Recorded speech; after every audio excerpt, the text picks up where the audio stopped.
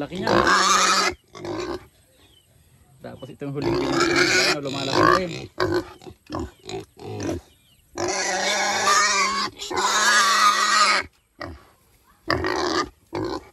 Yan, bumili pala ako mga kabayan ng panglinis ng kulungan mga kabayan. Portable lang.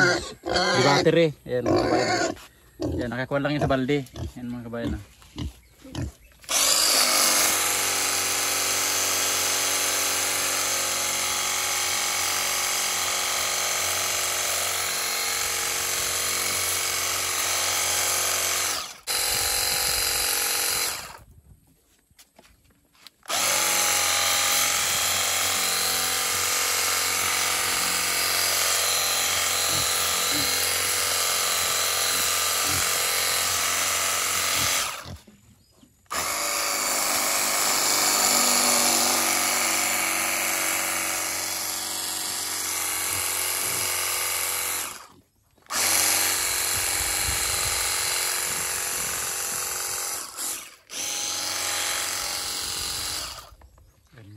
Sa gilid lang, tipid pa sa tubig.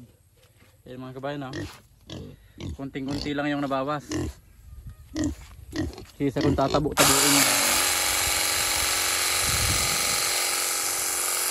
Yan, ito lang yung binili ko mga kabayan kasi wala pang kuryente dito. Ito lang muna ang portable. Yeah, okay na rin mga kabayan, matanggal na rin yung dumi. Yan. Yan mga kabayan, kunting-kunti lang yung nabawas.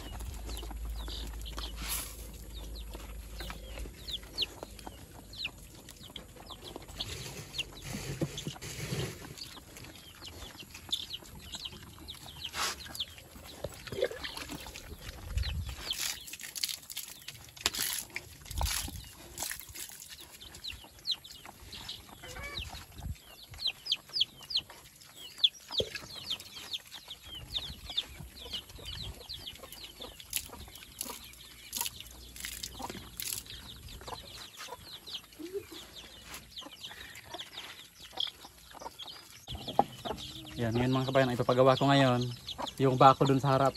Yan, itutuloy na namin. Ayun na yung mga manok mga kabayan.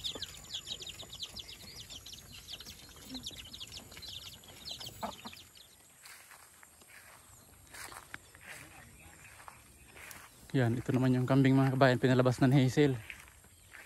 Ayan.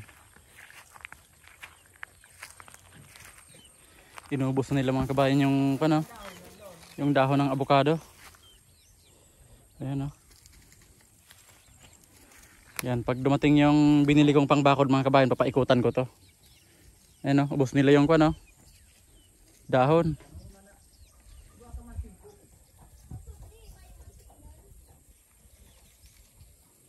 Ayan inubos nila lahat yung dito. Kamuting kahoy mga kabayan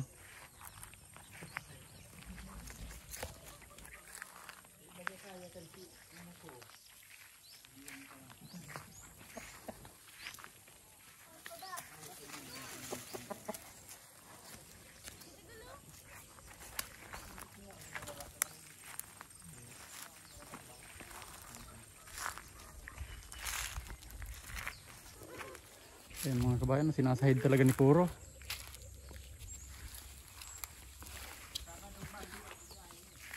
Yan, mamaya nito mga kabayan, nandun na naman to sa luya. Ay tinagol mga kabayan Kumaakit siya.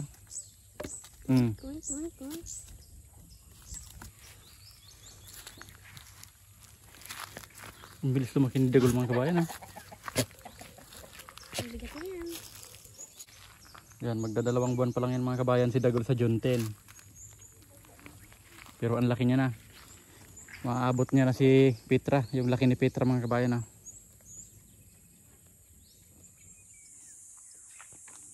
Yan, ito yung pinapagawa ko ngayon mga kabayan. Pinapatuloy ko na yung hindi natapos na bakod. Yan, kaya pinatigil ko ito mga kabayan dahil pinauna ko muna yung kulungan ng baboy.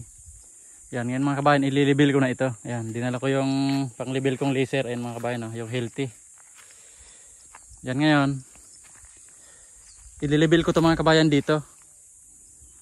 Yan, para puputulin na yun mga kabayan, para magamit yung sa taas. Kasi sayang din yan mga kabayan. Kasi ang purpose lang naman yan, hindi makapasok yung kalabaw. Yan, marami-rami rin yan mga kabayan, oh. Para yung mapuputol dyan sa ibabaw, maipapako doon sa dulo. Ayan, nandito mga kabayan si Oriel. Ayan, ito yung una naming tinabas mga kabayan. Ayan, makikita nyo mga kabayan yung mga poste. May mga kuwan na, may mga dahon na. Ayan.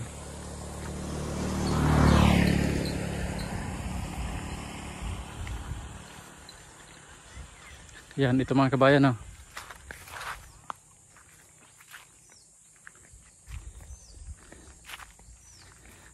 Ayan, nauna yung mga poste.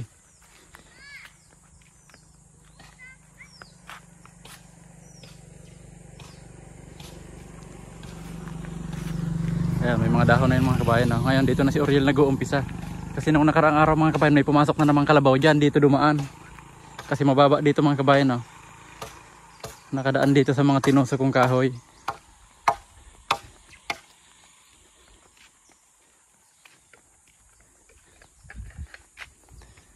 Ayan, kaya pinauna ko na ito mga kabayan. Ayan, nasunod niya yung mga patayo na. Ayan, ito yung hangganan ng lupa namin mga kabayan. Yung pinabakuran ko na 200 meters papunta doon. Ayan, tapos may langka dito mga kabayan. Ang daming bunga.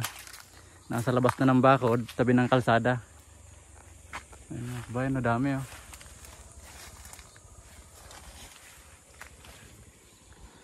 Ayan, ito na si Manny mga kabayan. Bagong dating. Uling na bao. Yan, kumuha siya mga kabayan ng uling na bao. Panggatong niya. Ayos ba ganyan? Ayos.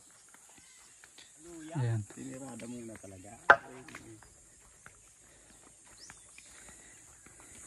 Si Hazel naman mga kabayan, tinatawag ako. Kasi yung mga kambing pumunta na naman dito sa luya.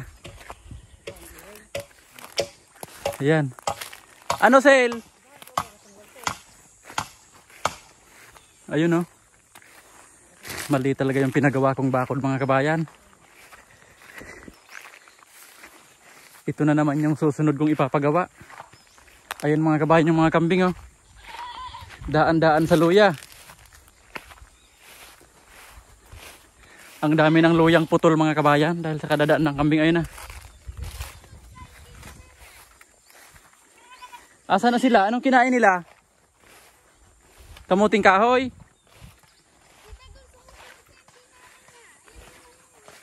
Ayun si Pura mga kabayan oh, nasa gitna ng luya. Pabayaan mo Sil, pabayaan mo. Yan, ito ang ipapasunod ko mga kabayan.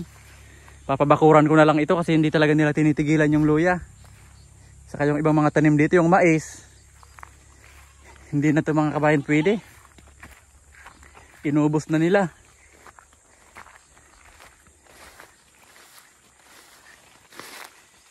Ayan oh. Yan yung tinanim kong mais mga kabayan oh. Ito. Ayan. Halos lahat mga kabayan. Ayan oh. Tapos yung kalabasa ko mga kabayan. Alaki na, ayan oh. Ayan mga kabayan oh. Laki. Sel, kuha kang kahoy dyan. Sila patungan ng kwan. Ito mga kabayan oh. Ang lalaki na ng bunga. Ayun mga kabayan oh. Saan pa Sel? Ayan oh. Laki mga kabayan oh. Ayan. Ano to, parang may kwan ah. Malagkit ah. Ito po. Pati naman ito. Matapang. Yung ibang dahon mga kabayan, yung mga unang dahon natutuyo na. Pa ito. Asan? Yan, hayaan mo lang yan. Nagdidilaw mga kabayan yung ibang dahon, yung mga na malapit sa puno. Yan, baka kailangan namang abunuhan mga kabayan. Doon, yun ang pinakamalaking bunga. Asan na yung kambing Sel? Peter sinusunod. Kala niyo yung ano yun. Ito lang yun. Papabakuran natin to para hindi na natin bantayan yung kambing. Papalagyan ko to ng bakod mga kabayan kahit mababa lang. Ayun sila po. Kasi ang daming pwedeng kainan doon ng damo. Dito sila pumupunta. Parang gusto nila yung lasa ng mais mga kabayan. Tapos yung luya, may mga bawas. Ayun sila po. Asa na? Andito sila mga kabayan, oh. Ayun si Duduloy. Yan, andito sila mga kabayan, oh. Ang kukulit pala ng kambing mga kabayan. Ayun si Duduloy po. Hindi na po sila sa atin. Ito sila mga kabayan, oh. Dahil nandito kami mamaya, babalik na naman yan doon. Sabihin niya dito mo sa... Kaya ang kailangan ko na lang gawin, pabakuran. Kasi parang gusto nila yung lasa ng mais. Kaya hindi nila tinitigilan. Ayun mga kabayan si Dagol, oh. Buti na lang, hindi nila tinitira yung mga nyog. Yan, pag tinira na yung talbos ng nyog mga kabayan, mapipilitan na kung itali na lang sila. Papakawalan ko sila pag medyo tumaas na yung nyog. Yan mga kabayan, oh. Buti wala pa naman akong gaano nakikita dito. Ang nakita ko lang na tinikman nila yon doon sa dulo. Tinikman nila yung talbos ng nyog. Pero maliban doon, wala na. Ayan mga kabayan, oh. Busog na busog si Petra, oh. Dagol. Si Dagol, oh. Oh, Dagol. Hindi na sumusunod sa atin. Ayan, si Petra, mga kabayan. Pura. Ay, si Pura. Nalilito na ako sa mga pangalan nila mga kabayan. Wala nang sungay. Si Pura pala ito. Wala nang sungay. Ayan mga kabayan, mapapansin nyo si Pura. May dugo yung sungay niya. Ayan. Tapos yung isa maiksi na, yung isa mahaba. Siguro, nag-away sila. Natanggal yung sungay na balatan. Parang may balat siguro yung dulo mga kabayan natanggal. Yung parang matigas ng sungay. Ayan, oh.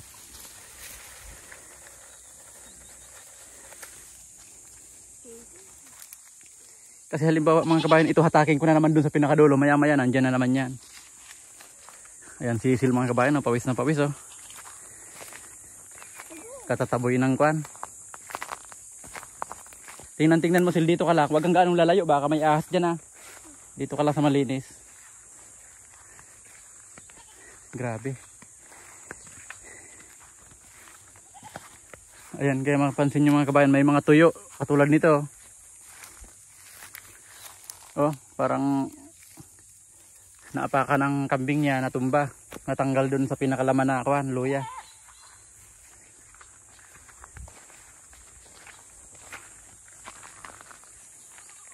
Ayan, kaya ito ang papabakuran ko mga kabayan para hindi na sila makapasok dito. Patapos ko lang yung sa harap na yun mga kabayan, saka na ito. Para buwilo na yung kambing kahit saan nila gusto pumunta. Huwag lang silang lalabas dun sa kabilang nyugan.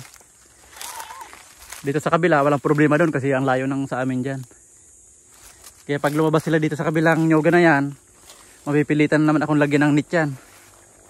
Kasi medyo magastos din mga kabayan yung net. Pero kung lagi silang tatawid na dun sa kabila, papalagyan ko pa rin yan mga kabayan. Para hindi na sila bantayan. Pag umaga kusa na silang lalabas, tapos kusa na lang silang babalik. Ayan, okay na mga kabayan dito. Naharangan na ni Oriel dito. Ayan, kunti na lang yung wala.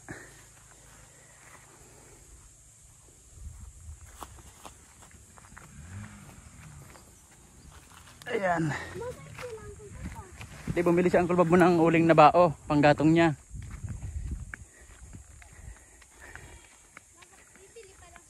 Di ayun na, may dala-dala na siya. Tingnan mo yung kwan. Di pabayaan mo na yung kambing. Uuwi na yun dun sa kulungan kasi kwan na, mainit na.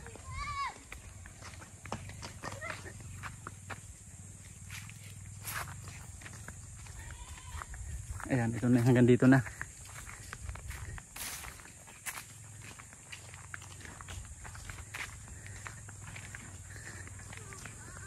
Sayang din kasi mga kabayan, no? Kung hindi ko ipapaputol yan, kukuha na naman ng kahoy.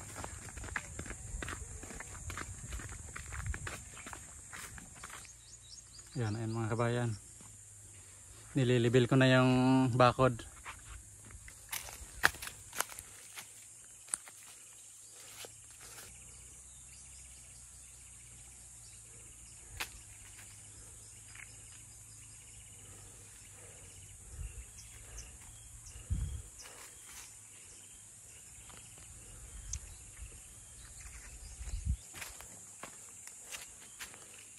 Yan, ito mga kabayan yung puputulin.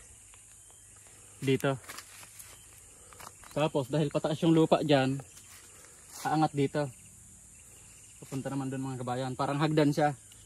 Yung magiging itsura niyan mga kabayan. Yan mga kabayan oh. Pag pinutol dito hanggang dito, aangat dito mga kabayan. Papunta na naman doon. Pagdating naman doon sa dulo, aangat na naman. Parang step mga kabayan. Kasi yung lupa kasi dito mga kabayan mababa. Ayan. Pataas. Hanggang doon. Pagdating naman doon sa dulo, biglang bababa.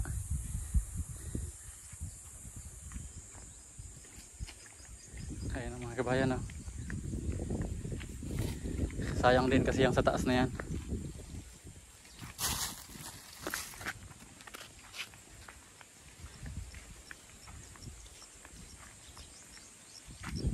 Ayan, ayan na mga kabayan.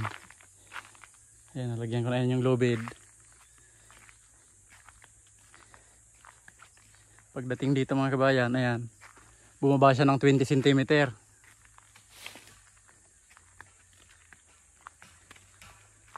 Ayan, pagdating naman dito, 20 cm ulit.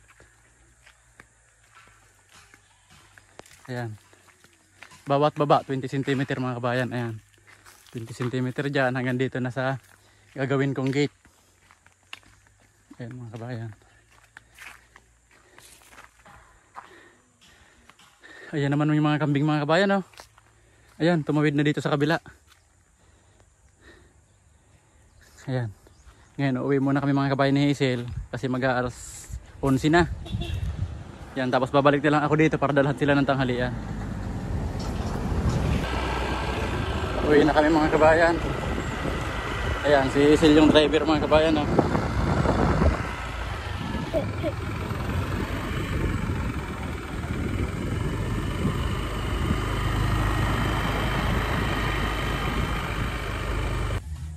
Yan, dito na kami sa bahay mga kabayan. Yan, tinali ko na lang yung laser.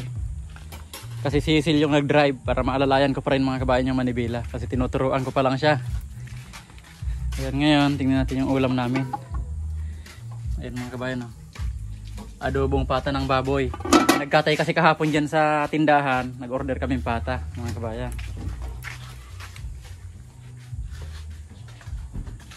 Ayan, sila Manoy Bob, dinalhan na ni Clindon. Yan, di bali kami na lang yung hindi kumain mga kabayan.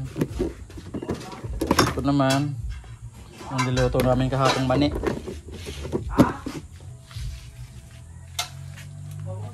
Yan, kain tayo mga kabayan. Nagutom mga kabayan si Hazel oh. Kakukuha ng kambing. Kabubugaw ng kambing. Tawag sa amin dito mga kabayan, binubugaw. Yung parang, ano sa Tagalog yon? Yung parang pinapaalis mga kabayan doon sa luya. Pinapaalis ni Hazel yung kambing sa luya. Yan, napagod siya mga kabayan oh. Nagutom si Hazel. Yan, kain tayo mga kabayan. Nagkamay na ako, gutom na. Yan, di bali babalik kami sa Nyugan mga kabayan mamaya na mga bandang alas 3 na para hindi na gaanong mainit. Yan, pero si Oriel papasok yun alauna mga kabayan. Puputulin niya na yung tinansian kong kwan, bakod.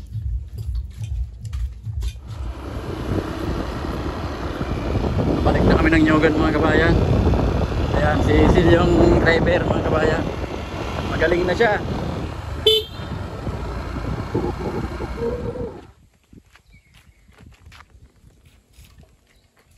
Yan, ang bilis mga kabayan. Naputulan agad ni Oriel oh. Kuha na kasingin mga kabayan. Alas 2 na. Ayan, hanggang doon sa dulo. Ayan, ngayon lumabas na yung poste. Ayan yung may mga dahon mga kabayan. Ito. Ayan, may dahon sa mga kabayan. Ayan sa gilid oh. Huli na kasing inilagay yan. Ito na una ito. Ayan, may mga dahon na yan oh. Ayan, ayan mga kabayan, si Oriel doon siya mag-uumpisa ulit. So may pinapasukan ng kalabaw. Dito kasi mga kabayan, medyo mataas to. Mahirapan yung kalabaw dito.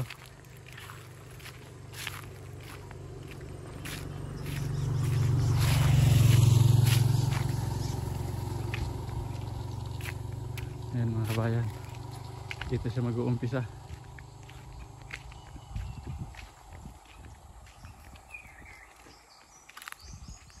Yan, ito na mga kabayan yung mga ipinutol doon. Yan, yan yung mga natapos namin ngayon mga kabayan. Tapos nalagyan namin yan, naputol yon. Yan, di bali bukas, ang unahin mga kabayan papunta doon. Yung mga pinagputulan. Tapos dito, kukuha na lang ng bago. Yan, bukas naman namin yan itutuloy mga kabayan. Yan, pauwi na kami ni Hazel. Ayun mga kabayan, si Hazel naghihintay.